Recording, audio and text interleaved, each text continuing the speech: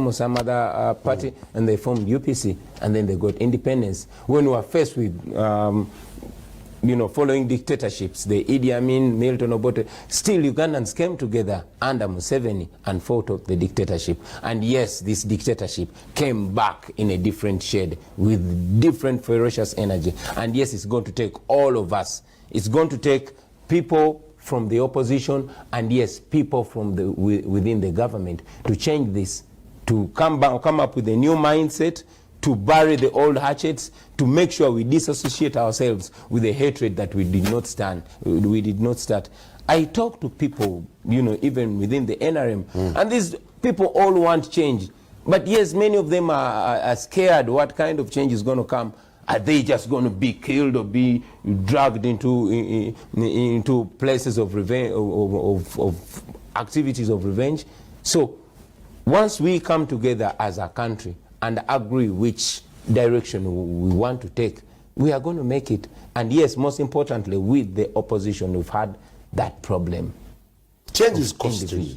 Are you prepared for the ramifications that come with your push for change? You keep pointing at me, but believe me, my brother, you are also pushing for change if you get up in the morning. Do you want me to say we? We, yeah. Because it's about us. We are tied in a similar garment, and you cannot, no single Ugandan can divorce him or herself from this struggle. It is all of us, whether you know or you don't know. We're trying to make Uganda. No, but it pits two parties. Yeah. Is it you against President Museveni or you against what? It is not. I would really appreciate if we first put President Museveni on the side, because he will not understand us, and we probably might not understand him. He seems to be living in a different world. He's too rich, too powerful, and yes, too old. So let's put him on the side. And that's personal. No, it's not personal, it's reality.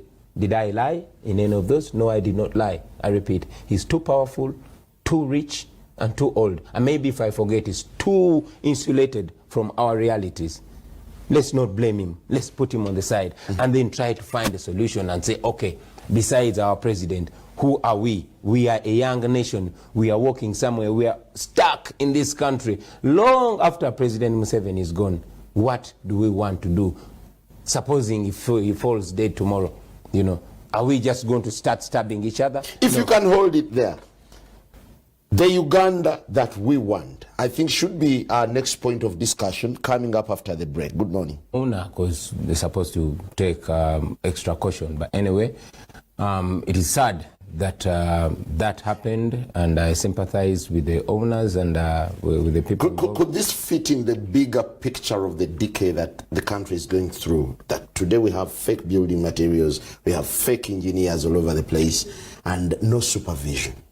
Yeah, no supervision, I would say, because I expect the authorities, KCCA in this case. Yeah, KCCA in this case, to be supervising that. A building cannot get to that level without them noticing that actually the materials that are being used are not the right materials. But like I said, yeah, it all goes back to the decay, the corruption. I mean, when the officers, inspecting officers come, they don't even, in most cases, get to do their job. They just bribed off and go. And that's not only with the government, but even with we as the people. We see as if doing the right thing is kwekolovia in Uganda, going the extra long way. Everybody wants a shortcut, which is in most cases disastrous. Well, as we continue connecting the complex political dots, you were in Rukunjiri last week. We saw you actively campaigning in Jinja East, and you were a crowd puller. Share your observations with us. What's the talk down there, and what is motivating people? After the frustration, the national frustration in the age limit battle, people got it that we tried to stand for them, but we were too few and maybe too weak, and it had to call for the involvement of the entire population. We were telling people that, but of course to involve the entire population, we need to give them a picture of leaders that are worth following. Leaders that cannot even come together are not worth following. So we decided to try coming together. And yes, when we came together, magic happened. It must be noted that when I was running for parliament, I was running against, among many candidates, an FDC candidate, that was Apollo Kantinti. And yes, Mwiru was the chief campaigner for Apollo Kantinti against me. But after that, we realized that we have to put those differences aside, because now this struggle is bigger than just me, Kyagulanyi, or the FDC, or any other political player. So we came together and it worked. And we decided that wherever there is a force, there is a fight for democracy, all democracy-seeking forces are going to come together. We did it in Jinja, it worked. Now we're trying to do it in Ukunji, and we intend to do it in every by-election. Yeah, but you're swimming against a tide of cash and state machinery. Yes, we're swimming against a heavy tide of cash and state machinery, but, you know, nothing beats a determined and united people. We've seen it before. Over 8 billion was spent in the by-election in Chadondo East. We won it by almost 80%. The president was in Rukunjiri just days before the nomination, and he dished out up to 5 billion shillings in stuff that he gave out. But you saw what happened on the nomination. The NRM candidate almost walked alone on the street. And when we were there with this lady... But crowd politics is deceptive. You tend to assume that by amassing crowds, that they will translate into the ballot. Is that an assumption or an assertion? Let's call it an assertion for now. The crowd politics is deceptive, that numbers lie. That sometimes.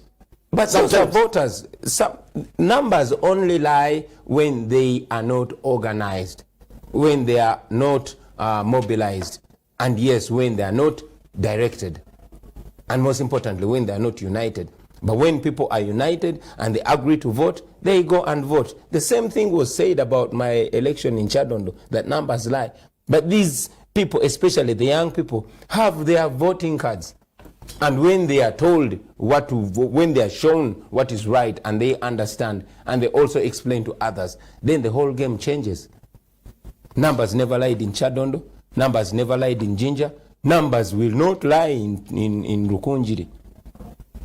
What could be the game changer for Uganda's politics now that you've brought in crowd politics? The game changer would be unity. Nothing else. Unity. There's ability to change stuff, but the demon of individualism had overshadowed the whole of the opposition. Everybody wanted to isolate themselves and indeed suffer in their own loneliness. But if we claim we are all for a better Uganda, for a new Uganda, we are for equal rights and justice, we are for democracy, then we should be able to exhibit that. We should be able to practice what we preach. Colonel Dr. Kizza Besigye seems to be all praises for you so far. How do you take this in? Just like I'm all praises for him. It is humbling. You see, Dr. Kizza Besigye, to me, and I believe to very many young Ugandans, is an embodiment of resilience, you know, for the struggle. He's a person that has opened so many eyes. He has given us confidence to stand boldly for what we believe in. So for that, I hold him in very high regard. It is so humbling for a formidable leader like Dr. Kizza Besigye to be, you know, endorsing newcomers like me. But again, it shows that the old African saying is true, that when a child washes his hands well, can sit and dine with the elders. But that is not something to take for granted. Did you feel flattered? I feel not just flattered, I feel like loaded with a huge responsibility. As you know, to whom much is given, much is expected. When Dr. Besigye says he thinks you stand for the transfer, then it's like saying, man, you're a younger man, you need to be more aggressive in this struggle. It is putting a huge task on my shoulders, a task that I would gladly take on. Are you putting your life on the line for politics, for the redemption of this country? And is it necessary? What line? My life and everybody's life is already on the line. Simon, I might be a Bobi Wine here that you praise, but if I got an accident or a situation like Moses Radio got, then that's when I'll realize that my life has been on the line all along. Nobody is safe. Everybody's life is on the line. So there's nothing to lose apart from a worthless life, a futureless life. So you envisaged a moment where the country would be without President Museveni. Give us a picture on the chaos or the beauty that would come. It is two situations. For the country to be without President Museveni in a dignified manner, it would be the best occurrence for Uganda. A day when President Museveni honorably steps down from power. A Wenger moment? Yeah, a Wenger moment, you know, when Ugandans come together, because this change is certainly coming. What we don't know is whether it's going to be peaceful or chaotic. President Museveni still has a lot of, he has a big role to play in this. He can decide that Uganda will be peaceful, or he can decide that Uganda will be chaotic. So the two situations are here. If he steps down peacefully, I think it is going to be one of the biggest steps of healing our nation. Ugandans coming together, completely forgetting about violence and coming to the table of reasoning. However, there's also a situation before you get to that other situation. Do you see this likely? It is possible. It is not likely from the look of things. Like I said, our president seems to be disregarding everything else and capitalizing on staying in power, which is absurd. But I refuse to believe that he does not see where we are headed.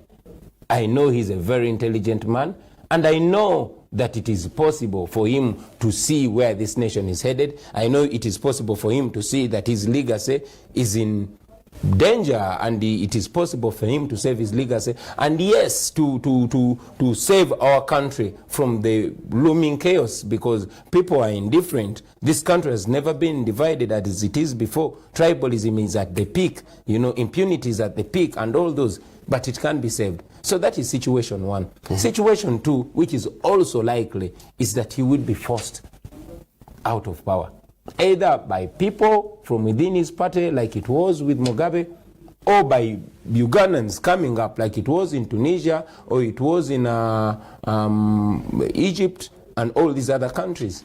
So it is two situations. However, Uganda cannot have an Arab Spring. Did you say Uganda cannot have an Arab Spring? It does not have to be an Arab Spring. It will be a Ugandan Spring. I want you to know that Blaise Compaoré of Burkina Faso never knew it can happen until it happened. The rulers of Tunisia never knew it can happen. Gaddafi, who held himself... security. Oh, Gaddafi didn't have farm security, you mean to say? So all these can be said until it happens. Just like Mandela said, it always seems impossible until it happens. So what we are concerned with, like to answer the question you asked, is the Uganda after. Now we have to start thinking of that Uganda after President Museveni. And that is why all along I keep engaging people from across the divide. I have very, very good friends from the NRM. And when we're having a drink, I challenge them. I say, guys, we are here, we're young people, and we're talking. Are you trying to tell me that one old man is going to place us against each other and fool an entire generation? Are you trying to tell me we cannot decide what kind of Uganda we want and walk towards that? And the same thing with the opposition. So I believe after the fall of the emperor, there will be a new Uganda. Which new Uganda we must start thinking and talking about now. Yeah, but do you see stakeholders really coming up? Take, for instance, opinion leaders, cultural leaders, religious leaders. How would you assess, how would you appraise them in the cause for change? I applaud them a great deal. Of late, you've heard the outspokenness of the religious leaders.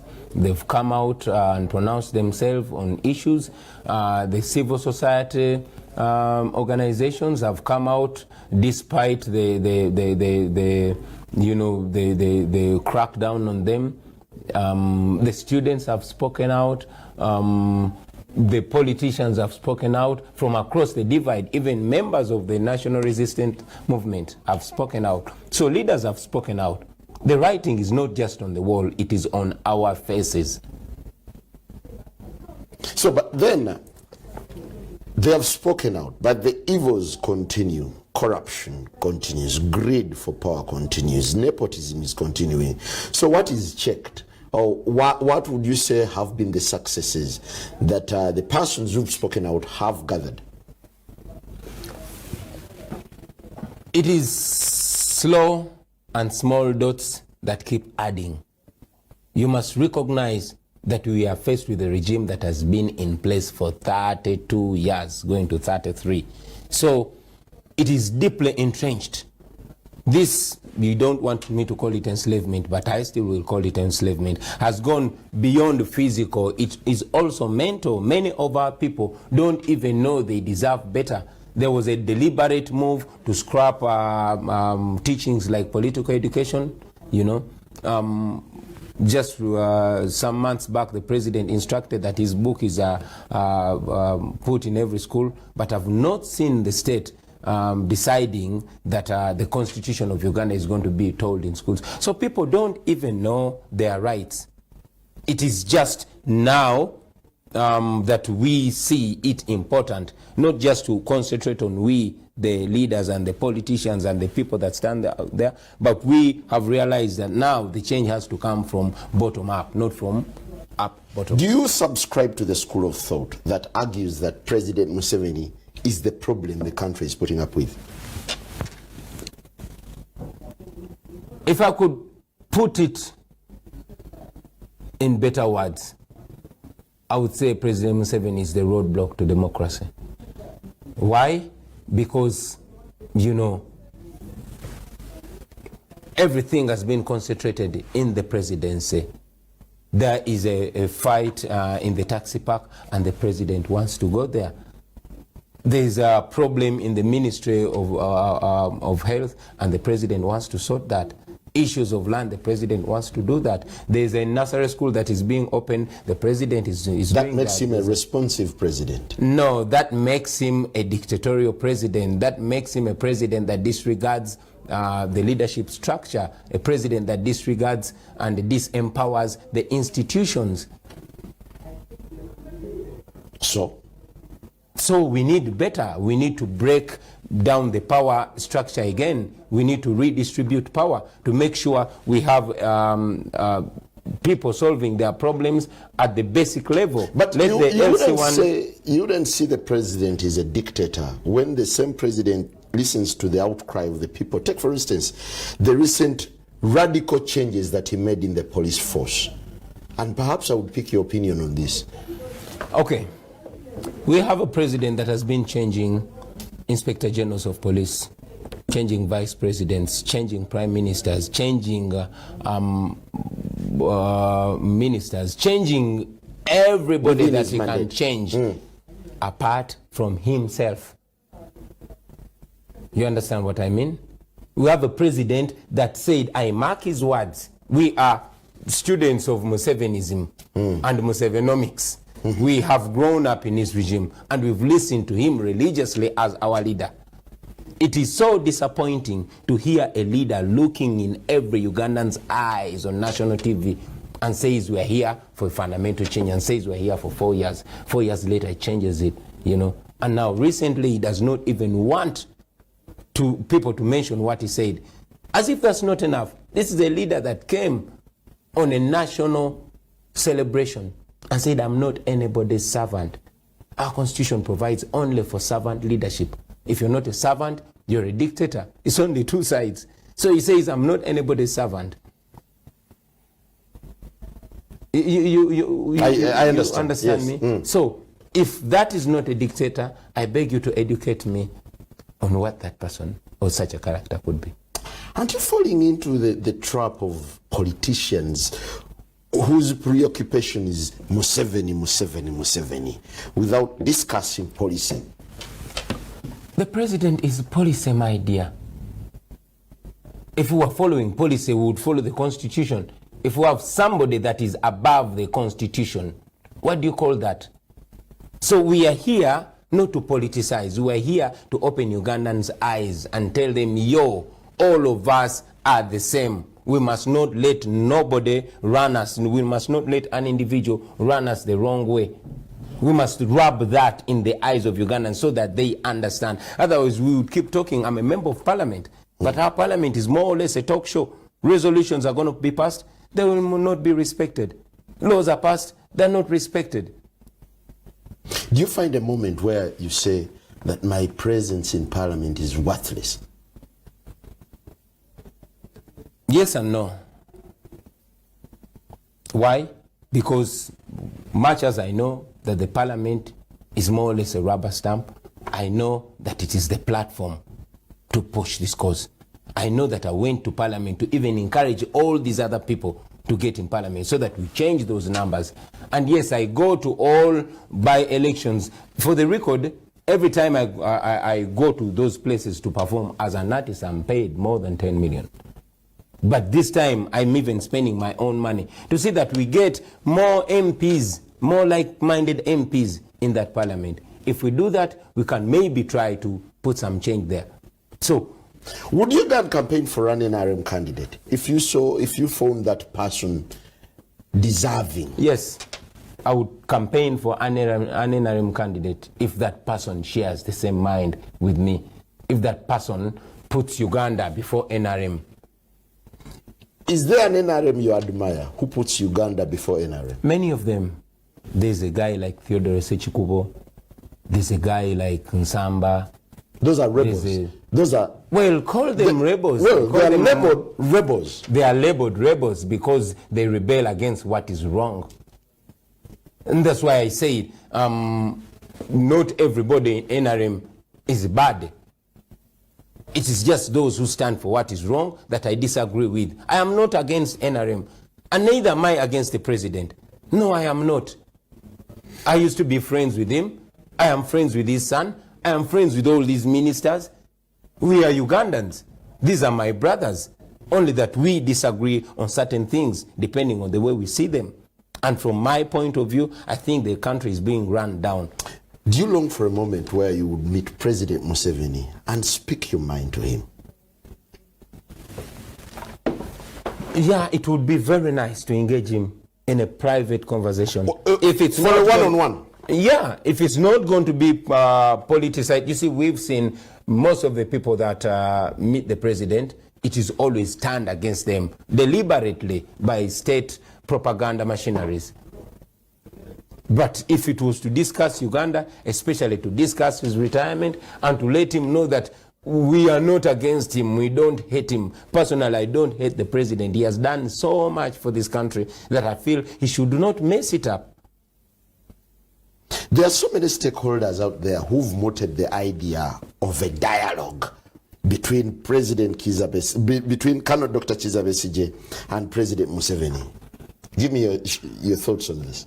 My thought is that Uganda is not only about President Museveni and Dr. Besigye. Yes, they represent a huge chunk of Uganda, but I believe that this is a time to include all Ugandans.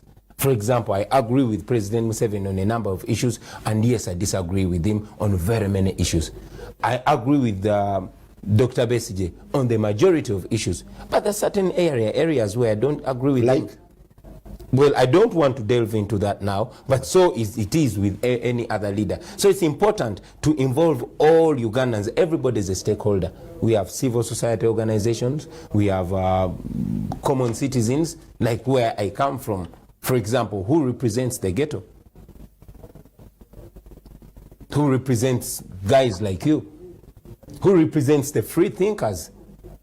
So let us look at a wide scope of involvement, and then we can, having a national dialogue is a dream that will be coming true. If that dialogue is not meant to pacify the struggle, if that dialogue is not meant to seem like the forces of change are being subdued to follow the president. Yeah, but the president would still have a higher ground in any form of dialogue. and it would give him a vantage point in a way, portraying him as a person who is willing to listen, who is willing to share, to dine with his nemesis. Yeah, like say it is meant to make him appear like somebody who is willing to talk, but not to make him somebody who is actually willing to talk. When you go back in history, President Museveni has had talks with very many people. I don't remember one single time when those talks yielded. With our president, according to what I see, it has been fighting. But yes, I refuse to give up on dialogue, because dialogue is the most civilized way of solving any kind of crisis. So dialogue would still be the best. But it's not only about, if we cannot secure a dialogue with President Museveni, it is very okay. We can dialogue as Ugandans. Like I said, this guy is here, but he's not here as long as us. He's more than double our age. So how about we dialogue as Ugandans? Let those guys from NRM, those guys from FDC, those guys from independence like us, the guys from different regions, the West, the North, the South, the Central, let us dialogue as Ugandans. Because no matter what these big shots talk, until it satisfies our desires, we are not going to be acceptable.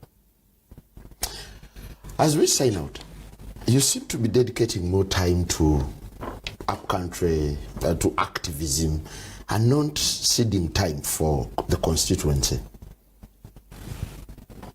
Actually, that's just an assumption which is not right. I live in my constituency. We have projects that even today, actually tomorrow, we have another health camp in Chadondo where we're going to have free circumcision, free HIV testing and counseling, different kinds of stuff. I'm always involved in my constituency. Luckily enough, I've been doing this stuff even way before. And I'm blessed with a wife that is also proactive about change, social change. So through her, I get my work done there. But yes, even when I was being elected, it was not only about Chadondo. There was hope for the whole country to benefit from the guy they have supported. So when I can find time to go and play a role in Bujiri, or in Jinja, or in Mbale, or in Kasese, or Rukunjiri, I'm only glad to play that role. Like I always said, wherever there's a struggle for freedom and justice, I have a duty there. So I always go there. Do you have any regard for political parties? Yes, I respect them. Are they relevant today? I'm a born of DP. My grandfather was a founding member of DP. So I respect political parties. I am a Ugandan. At this time, what we need are not the parties. Our parties, much as they're supposed to be a symbol of unity, they are more destructive and more divisive than it has been. So what we need now is to come together and bring sanity. Political parties cannot operate in this kind of setup. They cannot. Where political parties are raided by police and their offices sealed, where opposition politicians are not even allowed to move or to carry out activities. No, it cannot work.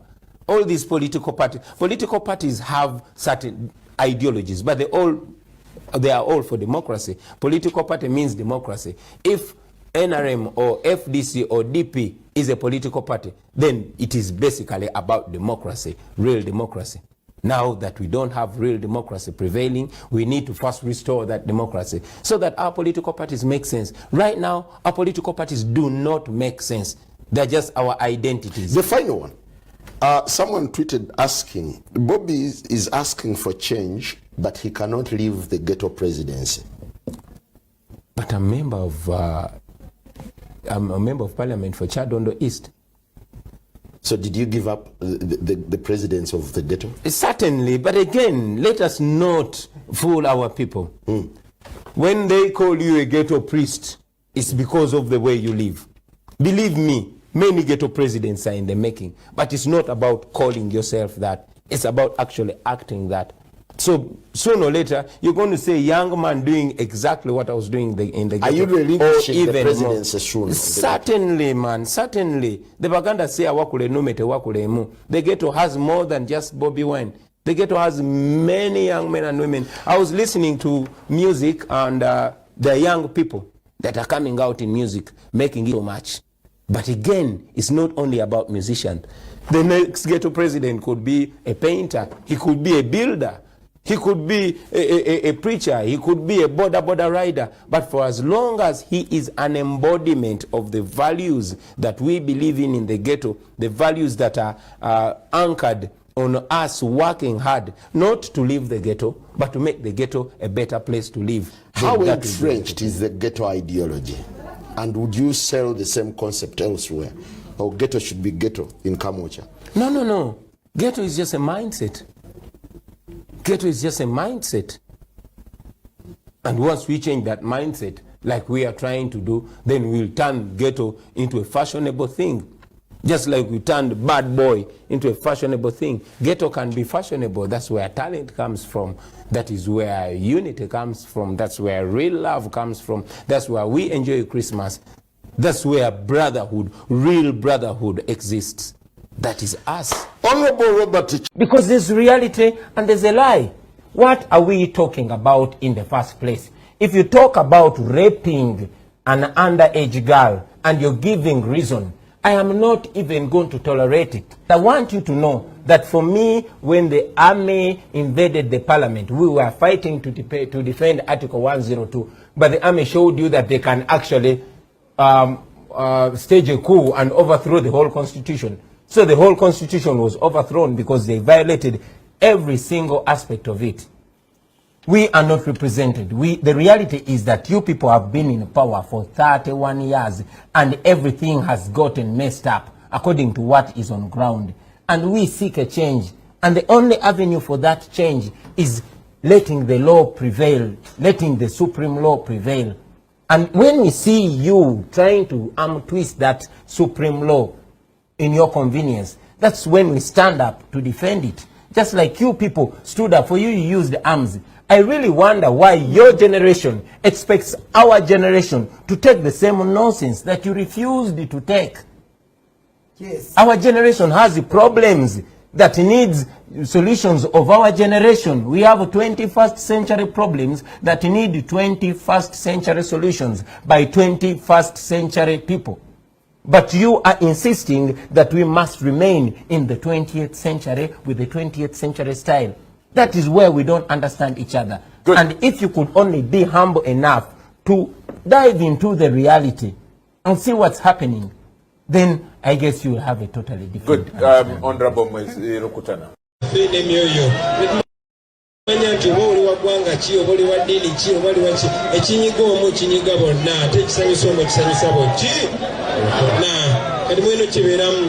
naye njagala okuba n'akafaananyi mu Uganda ennungi gye tuyinza okubeeramu, kuba akafaananyi nga tebakyasobolako kuba miggulu kubanga oyambadde ekkala ya red, nga te nawe tosobola kujjako muntu ddembe lye, kuba akafaananyi nga ffenna twagalana, abasirikale, badokita, abaloya, abayimbi, nga ffenna tukolagana, nga ffenna buli omu encouraginga munne okuzanya pati ye okuzimba Uganda eno, kuba akafaananyi ako boyi nga boda yo givuga ng'oli confident nga Munnayuganda nga tewali asobola kukwata nga tolina musango, okitegeera, kuba akafaananyi ako nga street z'otambulirako ziriko amataala ne wobasoza kubye musite nga tokoze ng'otambulirako ng'oli safe, ne baba mukazi nga tewali asobola kukwata nga tebasobola kutta muntu ne batamanya ani amuse, nga kuba akafaananyi mu ensi tusobola gibeeramu ffenna ne tubeera apees, okitegeera.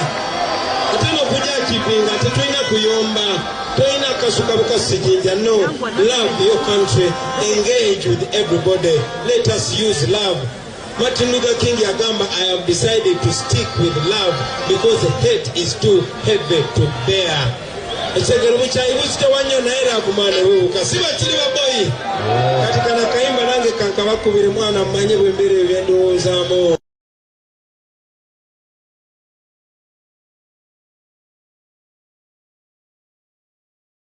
Well, I see the mess, but I'm not a selective seer. In my opinion, the mess is not only on the street, it's everywhere. The street is just a screen of what's happening in the country. Look deeper than that. So yes, there's a mess there, but I would love to live with a principle of first things first. Let us sort out things that must be sorted out first. Yes, there's a mess, but that's only outlook. There's look at the mess in the health sector. First things first. Yes. First, I'm glad to see you. And what are those first things that you're talking about? Well, everything looks to be in a mess, but when you're fixing, you fix the life-threatening ones. Like Healthcare system. The mess you see there is an indication of the deterioration in all institutions. He just told you they are not people to sort out that, to enforce that. And when they come out to enforce, it's a question of even them as enforcers looking for a quick buck to earn. So in my opinion, we should go back to the functioning of our institutions and know that there's an institution responsible for that. Well, this is just a bit on your outlook on politics, matters political. It's been close to 10 months since you entered Parliament. Yeah. Could you share with us your experience? How has it been for you? Well, it has been a bittersweet experience, I would say. If you told me to, relay for you my 10 months, we are going to consume this whole hour, doing that, if we have it anyway. So yeah, it has been a bittersweet experience. New revelations, yes, some I expected them, then some I didn't. But I realized that most importantly that we have jokers and we have real leaders. We have people that have their country at heart. From across the divide, I've realized that we have very good people in the DP, of course, in the movement, in the FDC, and even in the NRM.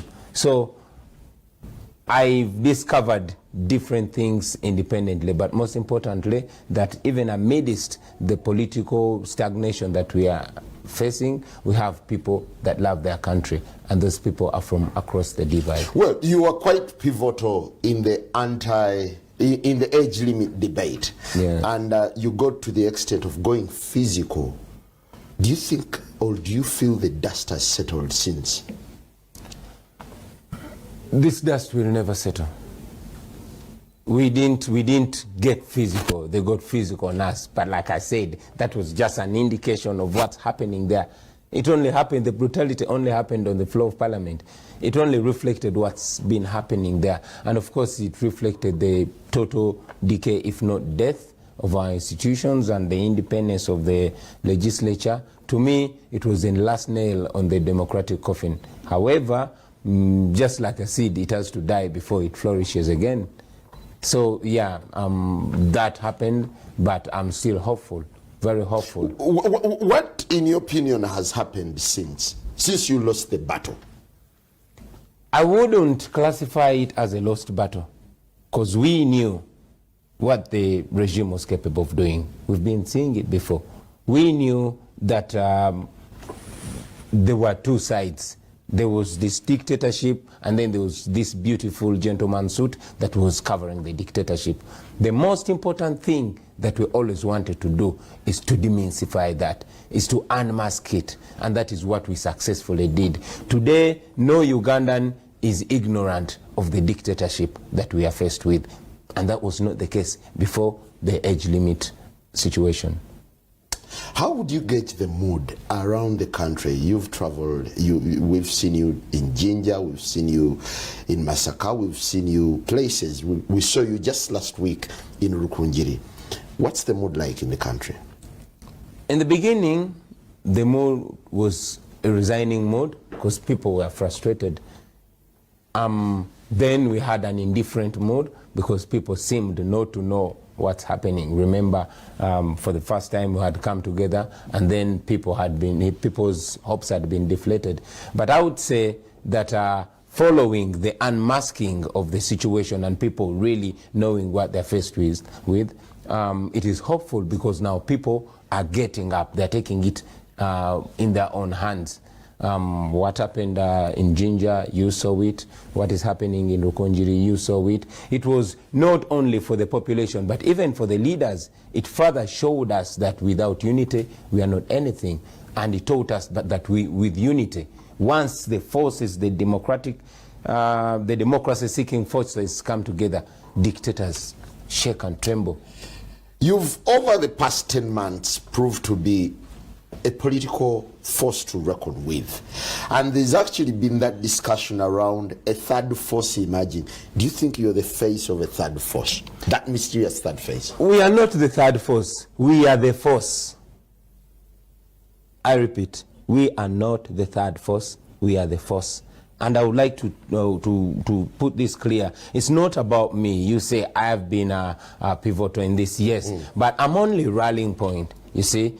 Every time people have something to say, they will say it through somebody, even if it's not me. So I'm only a reflection of what people have always wanted to say, of what people have always been wanting to say. Is a third force desirable today? There's no third force. There is the force. There is the force. You realize we're in a situation where very few people are holding the country hostage. Some of the fellow slaves didn't know they were actually...